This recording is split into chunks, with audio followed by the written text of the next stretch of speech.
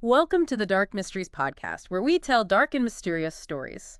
If you like the dark and mysterious, hit that like and subscribe button to help support the channel.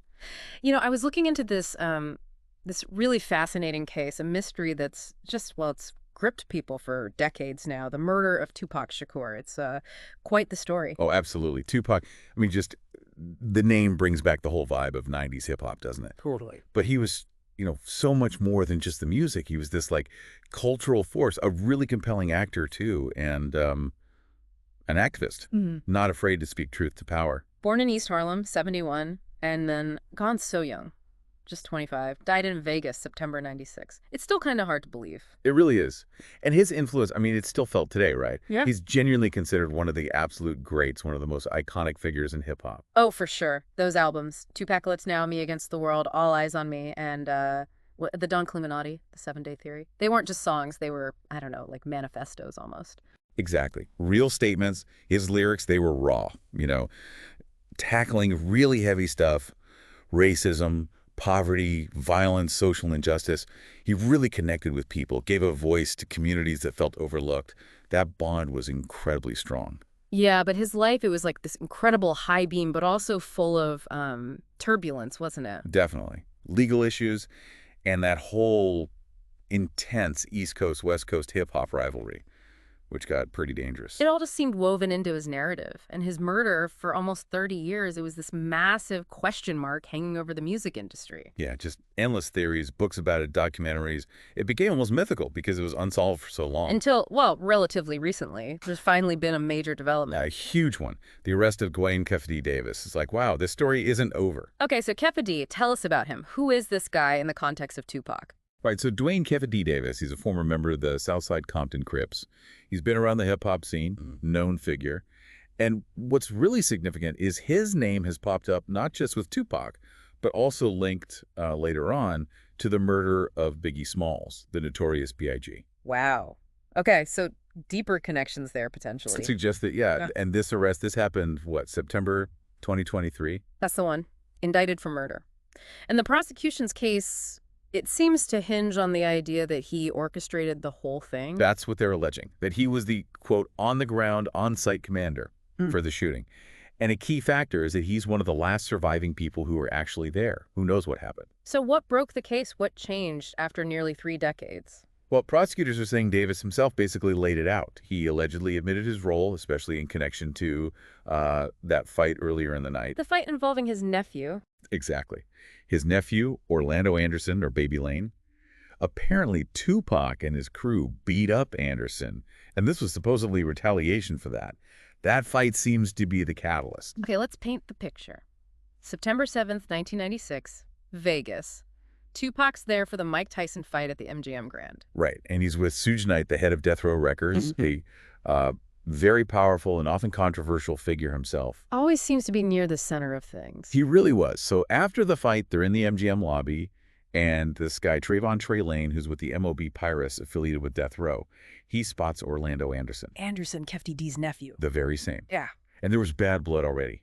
Apparently, Anderson and some other Crips had tried to rob Lane earlier that year, so tension was high. And Lane tells Tupac? Yep, tells Tupac, who then confronts Anderson, reportedly asks him if he's from the South, meaning Southside Compton Crips, and then boom, bunches him. And Suge Knight's entourage joins in. The whole crew piled on. It turns into a full-on brawl right there in the MGM lobby. And crucially, it was caught on the casino's surveillance cameras. Man, from a high-profile fight night to a casino brawl, the atmosphere must have been electric, in a bad way. Totally volatile. So later that night, Tupac and Suge Knight get in Suge's black BMW. They're heading to Club 662, which Knight owned. Part of a convoy, right? Like Yeah. multiple cars. Yeah, about 10 cars rolling together. Then around 11:01 p.m., they stop at a red light, East Flamingo Road and Koval Lane. And that's the moment. That's it. A white four-door Cadillac pulls up alongside them. On the passenger side where Tupac was sitting. Shots just ring out. Rapid fire from the back passenger window of the Cadillac. They later identified the weapon as a .40 caliber Glock. Tupac was hit multiple times. 4 times. Twice in the chest, once in the arm, once in the thigh. Devastating injuries. Suge Knight got grazed by bullet fragments. And Knight still managed to drive away, even with Tupac shot. Yeah, it's kind of incredible. He had a flat tire, too, from the gunfire, but he drove them about a mile down the road before police stopped them and paramedics arrived. Just chaos. So after the shooting, the investigation starts. Orlando Anderson must have been suspect number one, given the fight. Oh, absolutely. He was questioned heavily, but he always denied being involved in the shooting itself. Yeah. And, well, he was never actually charged. And then he died a couple of years later. Yeah, 98. Killed in a completely unrelated gang shooting in Compton.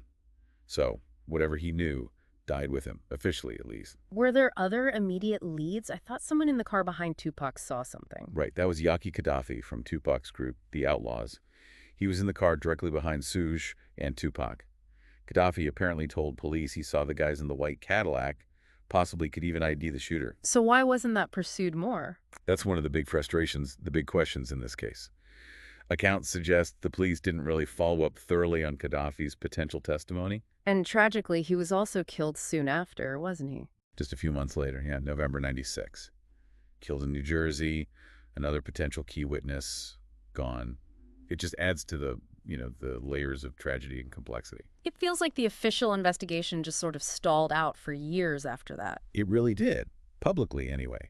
But behind the scenes, things were maybe still moving. Then you had this figure, Greg Kading, emerge. The retired LAPD detective. That's him. And he actually interviewed Keffe D back in 2008, 2009. And based on those interviews, Kading identified Davis as a prime suspect way back then. So Keffe D was on the radar for a long time. For sure, at least for investigators like Kading. And then, more recently, Keffe D himself started talking, didn't he? Quite openly. Yeah, there's that documentary in 2018, and then he wrote a book. Right, his memoir, Compton Street Legend, published in 2019. And, well, that book seems to have become a really crucial piece of evidence for the prosecution. What did he say in the book that was so significant? Well, he pretty much lays out his version of events. He claims he was in the front passenger seat of that white Cadillac. He calls himself the shot caller for the Southside Compton Crips involved that night. And he explicitly says they were out for revenge because of the beating Anderson took. So, seeking retribution, did he say who fired the shots? He doesn't explicitly say, I pulled the trigger, or point directly to one person in the back seat pulling the trigger in the moment. But he details getting the gun, a Glock, and tossing it into the back seat. Okay. And who else did he say was in the car? He identifies the driver as Terrence Bubble Up Brown and says his nephew Orlando Anderson and another guy, DeAndre Freaky Smith, were in the back seat. And he described the actual shooting. He talks about pulling up next to Tupac's BMW, says Tupac started to make a move like he was reaching for something, and then, his words, the fireworks started from the back seat. Wow, that's incredibly detailed, even if he doesn't name the shooter specifically. Exactly. And that's what the prosecutors are jumping on. They argue, his own words, paint him as the leader, the on-site commander, who got the weapon and directed the whole operation, essentially making him culpable for the murder, legally speaking. And this wasn't just talk, right? The police took action based on this kind of information. There was a raid. Yeah, in July 2023, police raided the home of Keffe D's wife in Henderson, near Vegas. What did they find? Reports say they found items related to the murder investigation. Things like .40 caliber bullets, computers, hard drives, photos from the 90s, and significantly, a copy of his memoir, Compton Street Legend. So the book itself became physical evidence. Seems like it, yeah. Likely bolstered their case significantly, and then just a couple months later, in September 2023, they arrested him. And charged him with murder. How did he plead? He pleaded not guilty. That was in November 2023. So now we're heading towards a trial in Nevada. What's the process like there? Bail? Trial dates? Well, after the arrest and initial appearance, the bail issue came up. Initially, he was held without bail. But later, a judge set bail at $750,000 with conditions like house arrest. Though, as far as we know, he hasn't been able to post that bail yet, so he remains incarcerated. And the trial itself, when is that supposed to happen? It was originally set for June this year, 2024, but it's been pushed back. The new trial date is set for November 4th, 2024. So, still a ways off. Now, wasn't there something interesting that came out during the grand jury proceedings about who the actual shooter might have been? Yes, that's a potentially huge twist. Someone identified as a Southside Compton Crips affiliate testified. And this witness claimed it was actually DeAndre Freaky Smith, the other guy in the backseat who fired the shots, not Orlando Anderson. Really? Why did they say that? The argument was based on the positioning in the car. They suggested Anderson, where he was sitting, wouldn't have had the clear shot that Smith did, given how the shots hit Tupac's car. Huh.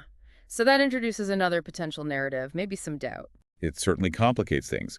It could be a significant point for the defense, arguing about who actually pulled the trigger versus who orchestrated it, though Nevada law might still hold Davis responsible as the alleged shot caller. And if he is convicted, what's the penalty for murder in Nevada?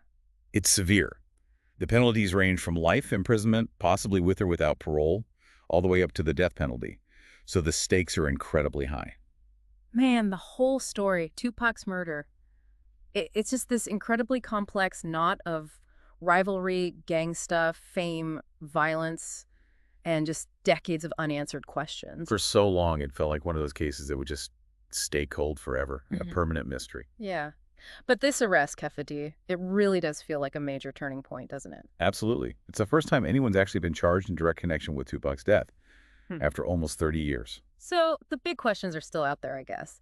Is this finally the path to justice? And what else is going to come out when this actually goes to trial in November? You have to imagine more details will emerge. It's a case that's fascinated people globally for so long, and now it seems like we might actually be heading towards some kind of conclusion. It really does feel that way. A story tied so closely to music history, LA culture. It's taken such a dramatic turn. That trial will be watched very, very closely. What do you think? We'd love to hear your theories. Let us know in the comments. We dive into new stories every Monday, so if you enjoy this kind of deep dive into the dark and mysterious, definitely hit that like and subscribe button. It really